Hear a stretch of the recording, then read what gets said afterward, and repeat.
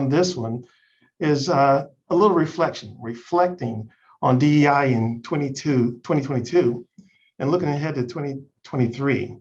So when we think about this whole thing about reflection, we're not looking at it through the lens of, hey, maybe we should just do some sort of performance evaluation. How do we do? What do we do wrong? What do we meet expectations? Do we exceed expectations? And I think we should look at it from a different way. I think this is an opportunity for us to think about, to talk about what was DEI for us through the year, a reflection collectively, but also as individuals, and how do we choose to respond to that? And that's one of the things I think it's about. It's great that we can do that.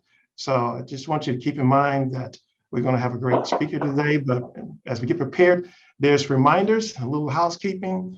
We love to hear all your background noise and maybe occasional dog barking or just the workforce in the background. But I ask you to be ever so kind again to sort of put it on mute until we have an opportunity later on at our guest speaker has a chance to share his thoughts. And I will say this too, that this event is recorded for doing this session and the speaker, but it will not be recorded during the Q&A.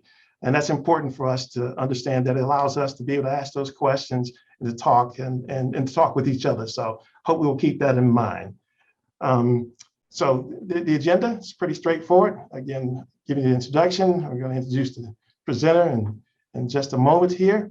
And then we'll have the Q&A, and then we'll be followed by incredible co-leader of this initiative, and that's Shayla Nunn-Jones, who will be joining us as well. So with that all being said, I would like to introduce our guest speaker of the day. We had the pleasure of having Mr. Kurt Merriweather, and we're going to just read to you a few things about from his bio, because I think it's really important to understand who this person is. So he's an accomplished product strategist and a marketing executive with a passion for helping leaders and organizations identify and implement growth strategies. He's a certified diversity executive and a thought leader on building teams through the integration of DEI and technology. As a co-founder of the diversity movement, and before that, he was with Walk West, where he was responsible for leading the consulting and strategy practice and developing new business concepts and ventures. Kurt holds a Bachelor of Science degree in Electrical Engineering from Ohio State University and an MBA from Stanford Graduate School of Business. So that's the part that's written, but I think it's important, Kurt, before you begin, is that I share with you not only who you are and what you are doing with the diversity movement, but also why you're doing it. So when I first met Kurt, I actually say when I first saw him, we were at another event, and Kurt has this about his personality. He's very, very quiet, and he seems to float around the room a little unnoticed. But finally, I cornered Kurt, and I introduced myself again, and I said, Kurt, I know who you are, I know what you do, but why do you do it? And so that quietness, out of that quietness came a voice that says, I have a story to tell about what DEI means to me. It's a story of encouragement. It's a story about, although I may be quiet in appearance, but I'm also a voice that will not be silenced or silent when it comes to DEI. And that just resonated for me, and it spoke very highly of why he's doing what he's doing. And so it is with great pleasure, I have the honor of introducing Mr. Kurt Merriweather. Kurt, let's give this attendees what they need to hear. Thank you so much. Neil, thanks for that introduction. Hopefully you'll be able to hear me today. So one of the things when I happened to meet Neil is that he got to know me. So one of the things that for people who know me is that what you see is not necessarily what you're going to get. So excited that we were able to meet and connect, and it's really an honor and a privilege to be before you today to talk about obviously a subject that's near and dear to my heart, but it's something that's important as we think about growing organizations. And so Neil, thank you so much for the introduction. As Neil stated, I'm a co-founder of the diversity movement. And one of the things that I do is I spend a lot of time thinking about DEI and how to apply that in the context of a lot of different things.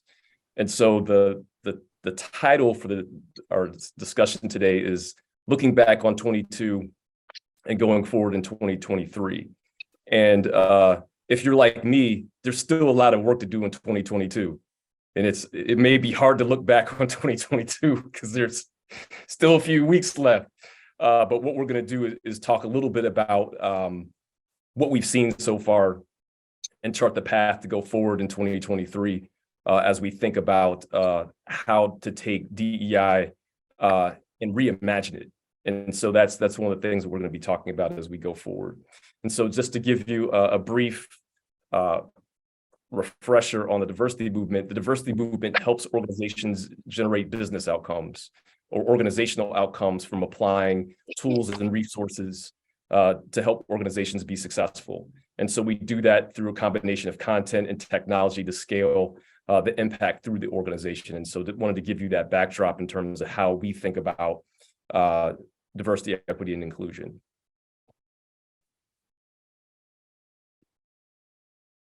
So let's take a look at a few things that we're seeing in 2022. The first one is around recession and layoffs. And so I was in LinkedIn earlier today. One of the things it said is that executives are saying the R word, or recession. And so if you've been tracking what's happening in the press, there's been a lot of mention of recessions and companies making cuts to prepare for what's to come in 2023.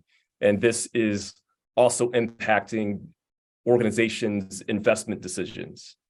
And so one of the things that we're seeing is that there could be a challenge in terms of being committed to diversity, equity, and inclusion. But the thing that we know about DEI is that for organizations that invest at a time of uncertainty, that when the market returns, that organization is going to have an advantage.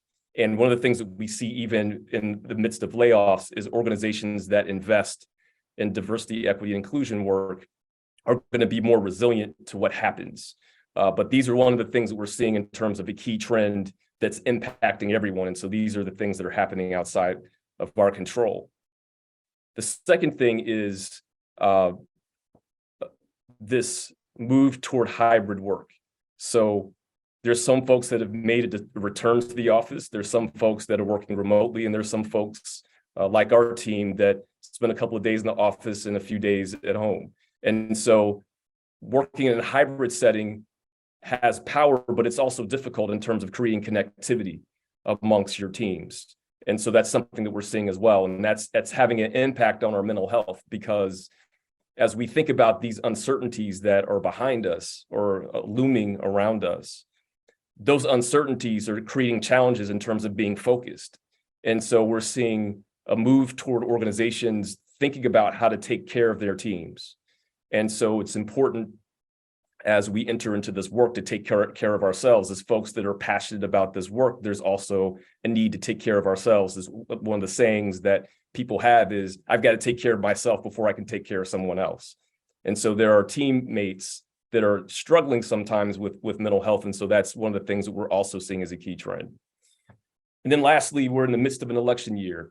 And if you were like me, you went to bed last night and woke up thinking that there would be resolution, and still a lot of races have not been decided.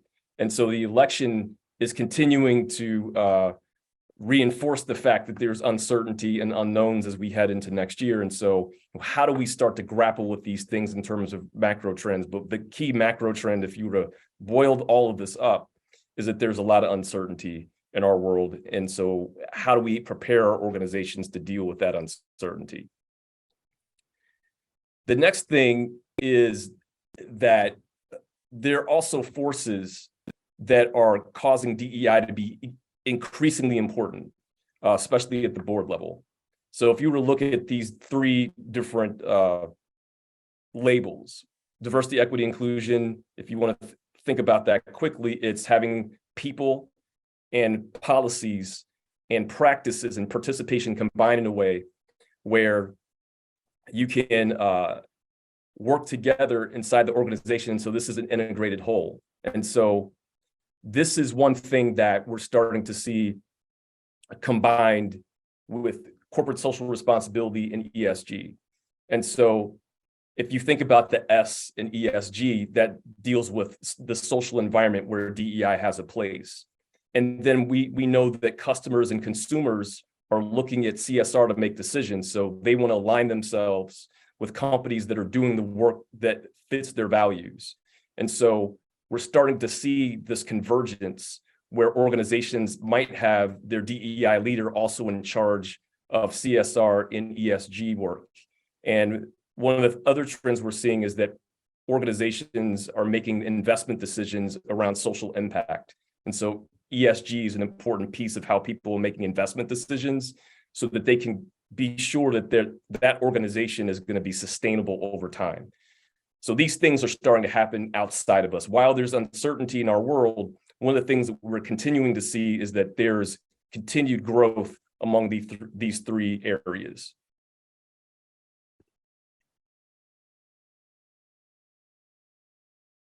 So when we've had the privilege of working with over 125 clients, and NCBIO happens to be one of them. And we talked about how our partnership has grown over time.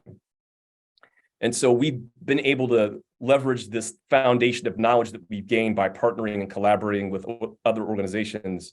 And so here's a few stats in terms of the things that we've collected over time that gives us a vantage point, not only based on the conversations that we've had, but we can back this with data in terms of looking at multiple ways to think about what lies ahead for 2023.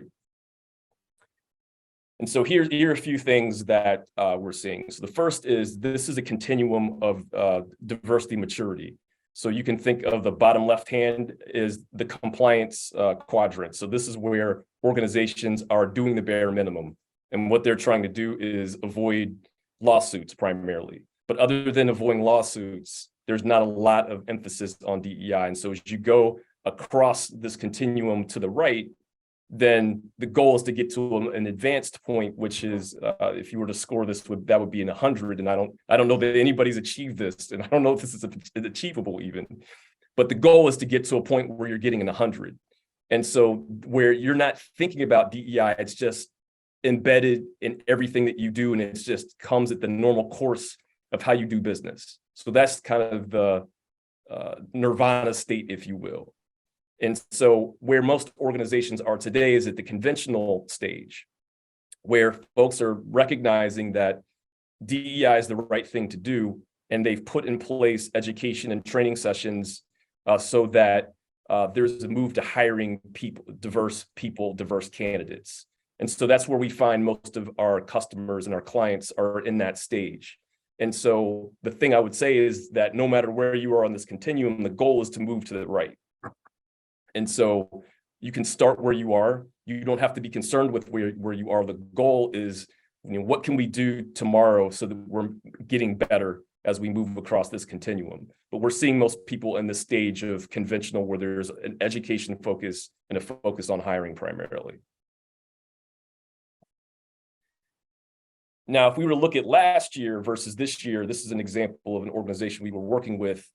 We started to move from the business case, which is, why is DEI necessary? And so I think organizations have gotten to the point where they recognize the business case and the value of doing the work.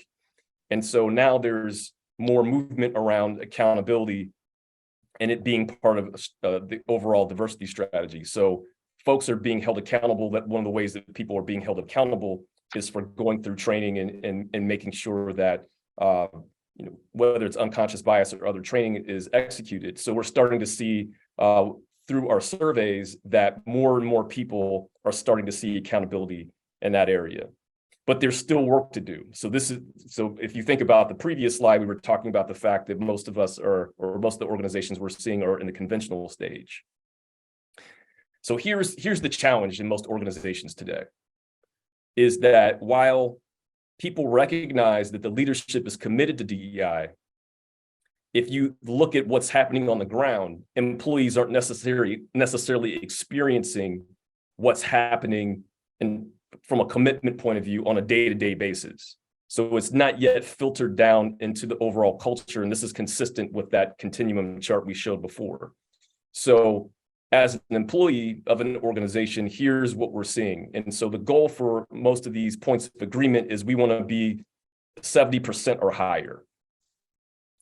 So the first thing we're seeing is that there's this lack of fairness. There's a challenge with fairness. So the challenge with fairness is around promotion decisions. And so what's the criteria for me to move up in the organization as a team member? So that's one area that we're consistently seeing. We've heard that, and the study that we've been able to pull together validates that. The second thing is that compensation doesn't seem fair. And so one of the challenges that we have now is that because we're operating in an area where we're in an inflationary economy, there's pressure on people's compensation. And so that's further exacerbating this challenge. So I deserve to be paid more if I were looking at how I'm compensated in other organizations. There may be an issue around pay equity, whether it based on what identity you hold, whether it's a gender issue or if you're from an underrepresented background. And so there's this disconnect between whether I'm being paid fairly, whether I'm being promoted fairly in the organization, and then the commitment the leadership has demonstrated primarily through statements to demonstrate that we care about diversity and here are the things that we're going to do to create this environment. So while there is this acknowledged commitment, the members of the team haven't yet seen the fruit of that commitment at their level in the organization. And so that's what we're seeing both when we talk to customers as well as looking at this data here. So what I want to talk about next is what do we do about this as we go into 2023? Because this is something that we've seen for the last couple of years where there's this acknowledged commitment, yet we're not making progress fast enough. And because there's this gap, one of the issues that starts to create is an issue around retention. How do I keep people who are dissatisfied? Because at some point, if this persists, then people are going to leave the organization. So one of the things that we want to do is think about ways that we can start to address this challenge. So the way to think about 2023 is that we want to move DEI from being transactional to transformational. A lot of times DEI is about counting and composition of teams, and that's transactional. We're treating people like numbers. But for it to be truly transformational, there needs to be a focus on education, coaching, and analytics so that we can help organizations get to the point where they're starting to infuse DEI into the work that they do on a daily basis. So we're going to talk about three things in terms of making DEI transformational. The first thing is to rebrand DEI. And so this might sound heretical, actually, from someone who's passionate about DEI, that we rebranded. But the issue is that it creates challenges because when you talk about DEI, people have a preconceived notion of what that means. When people hear DEI, a lot of times they immediately jump to race, or they immediately jump to sexual orientation or gender identity, where there's much more to DEI than that in terms of being a core business practice. And we're going to talk about that in more detail. But the first thing is, how do we rebrand DEI? Because as a practitioner, one of the things that I care about is the results, not so much the process. And so for organizations to truly get the impact that they want, then it's more about the result than how we get there. And we're going to talk about that in more detail. The second thing is to be more focused on outcomes. So this goes back to the point that I was just making about counting. So a lot of organizations will keep score and they'll count the number of people they have, the number of people who've been recruited. But the question is, what happened after those people came to the company? What happened when those folks were brought together as part of a team? What work did they create? So how do we demonstrate the business impact by bringing new people into the organization and to be more focused on outcomes than activity? And so that's one of the challenges that a lot of organizations have, is that we want credit for the work that we do, the actions that we take. It's the outcomes and the things that get produced that are key.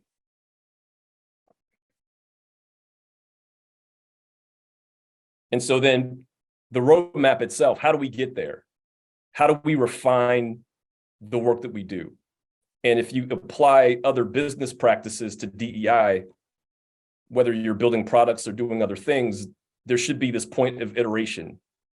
So if I chart an initial path in terms of the roadmap, that roadmap may not be right, because the world is changing around us. So how do we react to the things that are happening in the world, while we're also reacting to the results that we may be getting or not getting based on the work that we're doing? And so that requires setting the foundation around education, coaching in terms of professional development, and preparing the teams that we're working with to do the work, and then charting progress using analytics. So did what we try to set out to do, did that work, and what are we going to do to course correct? So that's how to think about these three things. And so we'll go into each of these different things that we should be thinking about to make DEI not just transactional in terms of looking at numbers, but how do we truly transform the organizations through DEI to build strong cultures? So the first thing is to have an inside-out focus. So if you were to look at organizations that made statements about DEI in 2020 and look at that time period right after George Floyd's murder to today, and you looked at follow-through on those commitments or those statements, there's a significant gap. And it's not necessarily because the organization had poor intentions. I'm sure many organizations were well-intentioned in the work they did. The issue is they tried to make progress externally without doing the work internally first. And so in order to do that, there needs to be an inside-out focus. And the reason that this has happened is because DEI has been redefined over the last couple of years. So there's, as the Supreme Court is hearing a case around affirmative action, people are thinking about that in the same context as DEI, where DEI is something separate in my view. It's about how to build high-performing teams. And so in order to do that well, DEI sits at the center of a few different things in terms of how the brand gets represented. So the first thing is the employer brand. So in order to build a strong brand to recruit and hire talent, the employer brand is what job seekers see in the marketplace. And so DEI has a place to play there, and that starts with the employees that are inside the organization. Then there's the community brand. What does the brand stand for in the community around where people live and work? How does the organization innovate, and what partnerships do they start to work through in order to create transformation? And then finally, how does the customer experience DEI? And so to do it this way, there are three things that we can start with, that if you looked at a study that Harvard Business Review did, there was a study that talks about the fact that organizations roll out DEI programs and it creates backlash and they fail. Well, why do they fail? Well, one of the reasons these programs fail is because they literally have DEI as the modifier. But if you strip DEI away from that and said, we're going to roll out sponsorship and mentorship programs to help folks be successful, we're going to create an environment where teams are beginning to manage themselves and become more inclusive. And so that's an agile methodology in terms of product development. So if I can get teams to work together toward a common goal where everyone's voice is heard, they're able to participate, and they decide themselves how things are going to move forward, that team is going to deliver outsized results. Well, that's the same thing that we can do from a DEI perspective to create progress. And then finally, integrating DEI into organizational marketing and communication strategies.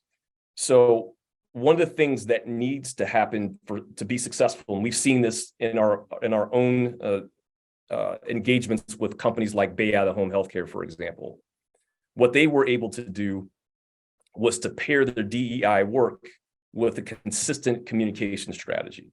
So every month, you know that there's going to be a session that talks about something that's relevant to the business. Every week, they're going to have something that reinforces their values that they call the Bay Out Way, and diversity be a part of some of the values that they talk about. And so because it's integrated into their internal communication strategy, when they do work externally, then it's going to have more power. So one of the things that that organization did around the time of COVID was they had a grant for organizations that were creating clear masks to help people with disabilities read lips. So because they were able to do that, and they were already doing the work internally, when they told that story resonated not only externally, but internally. So the goal is to create a linkage between what's happening internally and externally so that what you do is going to be powerful. And you don't have to call that DEI. You can call that culture building. You can call it whatever makes the most sense. But the idea of creating high-performing teams that are going to do outsized work based on coming together is the power of DEI. So rebranding it and rethinking that, so it's about culture building, is one of the most powerful insights that we've had as we've been working with folks. The next thing we want to talk about is being more outcome focused. So how do we align what we're doing with the talent lifecycle? So on the left-hand side, you see a chart that starts with attracting talent or talent acquisition all the way through transition outside the organization. And what lies at the center of the talent lifecycle is the organization's mission, vision, and values. That should propel everything. Everything should flow from that. DEI initiatives flow from that. And that's where culture lives. And so how do you start to connect the DEI work to building talent across the board? So the first thing is to be intentional about the recruitment pipeline of people of underrepresented backgrounds, and to think about that as part of the overall talent acquisition strategy. So there shouldn't be a separate diverse talent strategy from the overall talent strategy. Those things should be connected. And so one of the key things that we've seen work is building a pipeline of talent where when people are interviewed, they're people of diverse backgrounds and there's more than one in the interview slate. And so the odds of a person being placed in the organization significantly increases when there are multiple people of that same background that are being interviewed. And so that's one of the insights that is important to understand. So it's one thing to interview folks, but it's another thing to create cohorts of people, whether they're interns or job seekers, so that those folks have an opportunity to be placed inside the organization. The second thing is to make sure that, and I'll end with this one and lightly touch over a few of these things. When we think about initiatives, there should be connection between when we did this, what happened to turnover. So when we brought new people into the organization and we onboarded them appropriately, and we onboarded their leadership team, and we onboarded everyone that they interacted with, what was the result of that work? Did that lead to higher retention and lower turnover? That's one of the easiest things to measure. Over time, you would want to be able to measure impact on revenue and other things.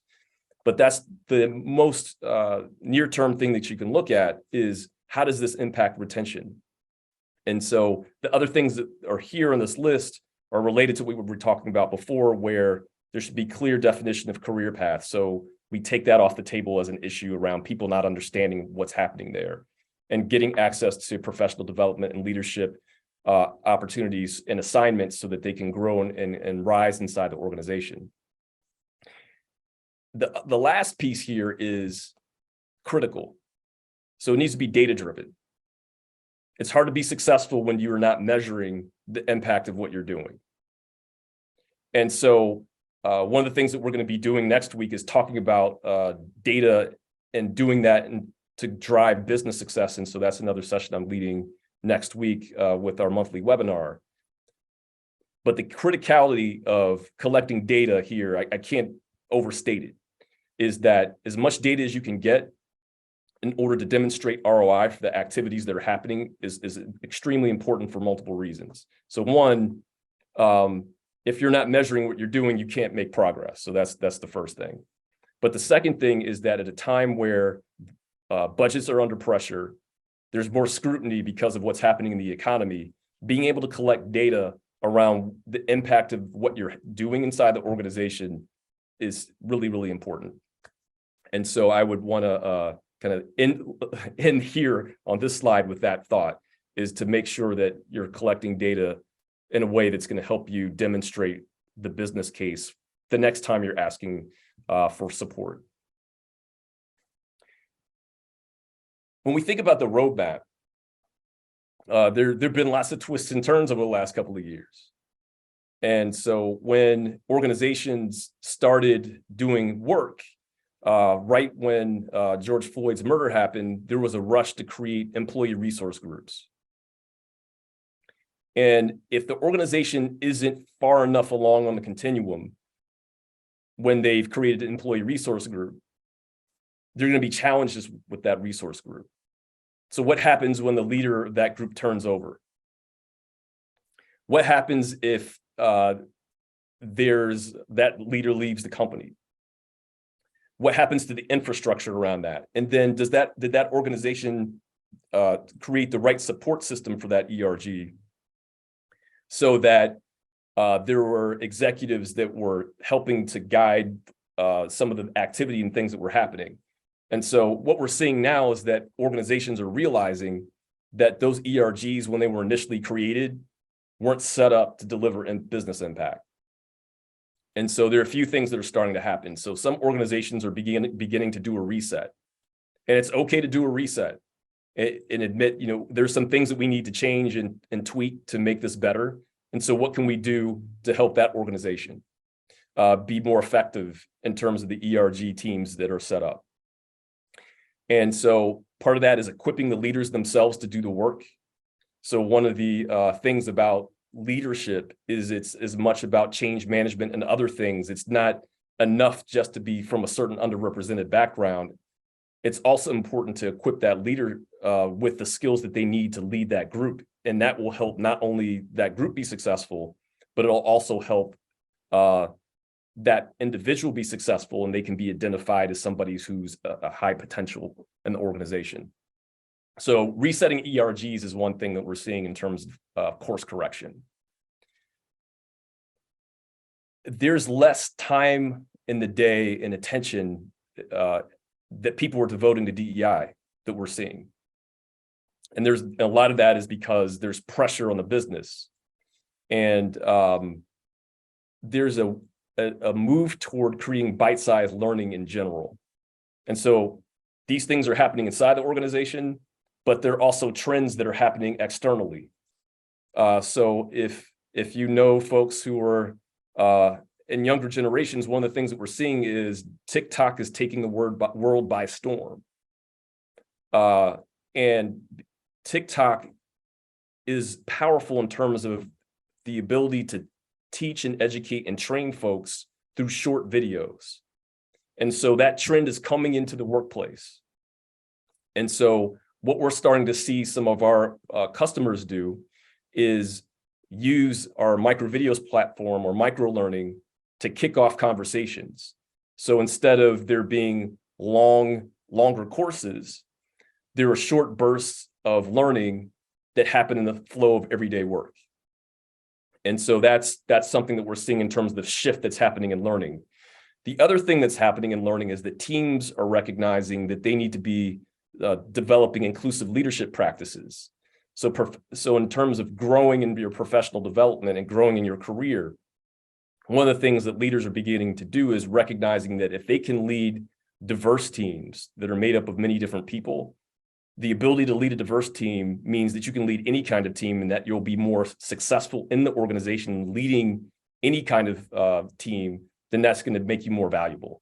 So those are the couple of learning trends that we're starting to see. When we're talking to folks, there's definitely been an increase in folks asking about pronouns, for example, when to use they, them.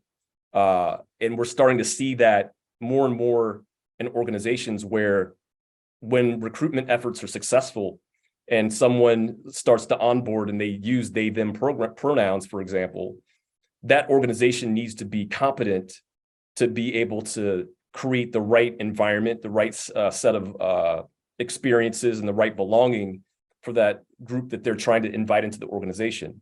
So there's been a lot of emphasis on inclusive language and what to say and what not to say. And equipping the organization with the right language demonstrates to the person from that underrepresented background that this is a welcoming space. I'm going to be able to bring my full self to work.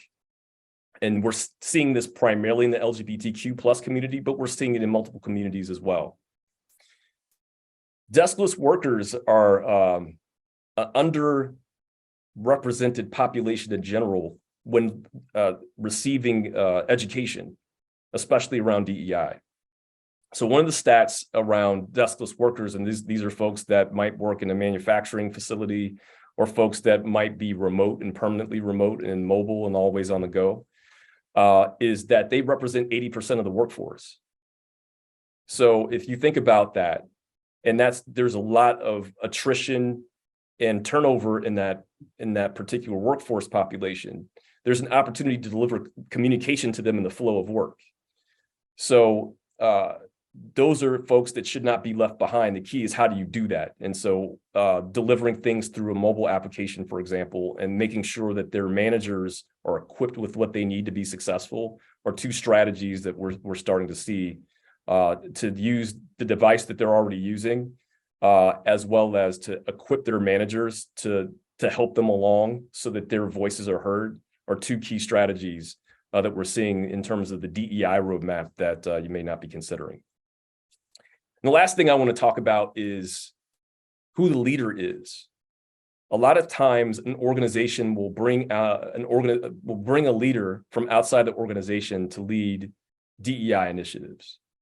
And that can work, but it's creating challenges in some of the organizations that we're working with, because in order to do this effectively, the leader has to understand the culture and the context in order to move work through. And if you come from inside the organization, it's easier to understand that context and then have training and education and be equipped with the domain knowledge to be successful, versus coming outside the organization and having something that may have worked somewhere else and then try to apply that same programming, and then that may not work in the organization that you're going into. And so we're starting to see more and more that DEI leaders are coming from other parts of the organization, whether it's from legal or finance or from other places. The challenge is, in that case, just because you're from a certain underrepresented background doesn't mean you've got the skills to be able to do the work. And so one of the things that we've begun to do is come alongside those leaders with offerings like DEI Navigator and others, so that we can make sure that when that leader is hired, they've got the resources and tools to be successful in the community to plug into, so that they can deliver the work at the level of expectation that's required. So these are some things that we're seeing in terms of course correction. Many of them are, I think, helpful for most organizations, but think about, and I would just use this opportunity to be reflective and to think about, what is it that worked that's not working now? Just because something worked before doesn't mean it's going to continue to work. And so it's important to continue to reevaluate and rethink and reimagine the work that's being done to make sure that momentum is going to continue. And the final thought that I'll leave you with is that it's important to put DEI at the center of your culture. There are many organizations where if you knew that the answer to your challenges were hidden in someone else, if you could heal what was hidden, if you could fix what was festering, if you could discuss the things that were previously dismissed because you've got the right culture to be able to do that, that's going to help you put DEI at the center of your culture. And so, as we think about the future for 2023, and this is the summary thought, how do you integrate DEI into the core of what you're doing so you can build strong teams? That's the ultimate goal. But we're not creating teams just to create teams for their own sake. We're creating those teams so that they can deliver business outcomes, so they can deliver organizational results. That's the ultimate thing that we're trying to do. We're trying to balance people with productivity, or people with productivity or profitability, depending on your organization. So making sure that we're striking the right balance, because when we're successful, then that, as an organization, that allows our DEI programming and our initiatives to be successful. So It's been a pleasure to share some of these thoughts with you, and I'll open it up for questions. But this has been helpful for us as we recap what's hopefully some of these thoughts will be helpful for you as you think about closing out 2022 and entering into 2023.